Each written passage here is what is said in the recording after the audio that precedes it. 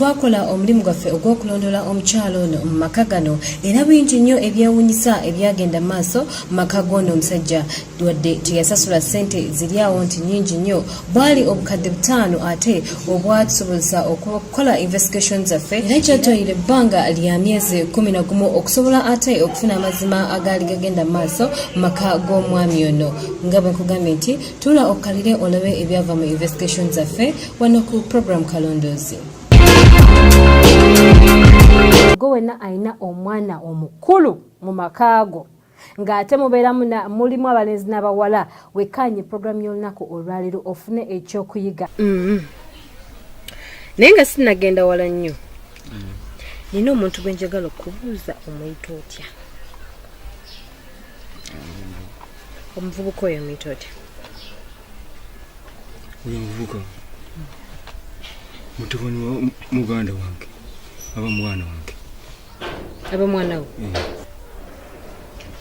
Mumanyi. Aba mutabani wo? Nnyo. Omumanyi bulungi? Nnyo. Buza ekigwe bw'omumanyiko obubi? Obuze bw'omumanyiko obubi simanyi okuggyako omwana mugayo butayagala kukola. Saa 24 musibulu ngenda akamusanga mu kisinga yeebase tayagala okukola. Naye sina kirala kyonna kyemumanyiko. Okay, kakati natandika okulondoola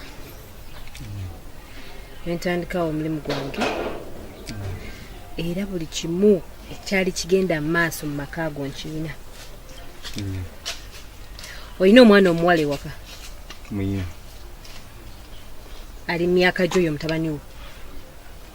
Sinyo naye nga amusinga katono. Omutabani yasingako oli katono. Kakati tulabe ewaka be bekolera emirimu gyabwe, omukyala takola, right? Omukyala naye takola. Takola. So tulaba ewaka engeri gy'omutambuzaamu life yammwe. Omuwala twatandika okukola investigations zaffe mu maka g'omwami ono era nga bw'olaba oyo omukyala bambi yali mukozi era nga wa bbaawe ekitiibwa nga bw'akisaanidde yadde nga omulimu gwe yali akola tegwali guli awo nti gwavunaanyizibwa yakolanga ekyetaagisa era olunaku olwo yoyo omu ku baana ate abawaka oli nga ye mwana wa bbaawe oba mwana wa muganda wa complainant waffe omwana oyo omulenzi nga omuwala ate gwazaalira ddala mu maka ago. Tunawekanye olabe ekyali kigenda mu maaso.